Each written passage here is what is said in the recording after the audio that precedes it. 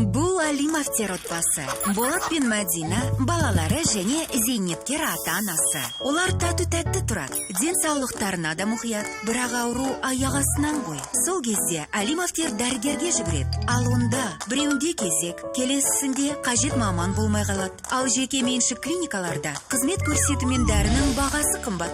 Сонда не істеу керек? Міндетті әлеуметтік медициналық сақтандыру. Соның арқасында медиктер арасында пациент үшін бәсекенің күшеюі себепті. Медициналық қызметтің сапасы артады. Дәрігер мен клиниканы еркін таңдау мүмкіндігі туады. Дәрінің көбі медсақтандыру бойынша тегін берілуі себепті.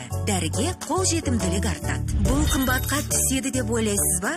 Жоқ, Болат пен Мадина сақтандыруға жалақыларының небәрі 2% төлейді. Жарнаның негізгі бөлігін мемлекетпен жұмыс беруші жабады. Ал олардың балалары мен ата-анасы сақтандыруды тегін алады. Оларға жеңілдік бар. Нәтижесінде жанұяның денсаулығы сенімді түрде қорғалған. Өмірде ет жақынның денсаулығынан маңызды ештеңе жоқ. Көбірек білгің келсе, бірыңғай 1414 тегін нөміріне хабарлас.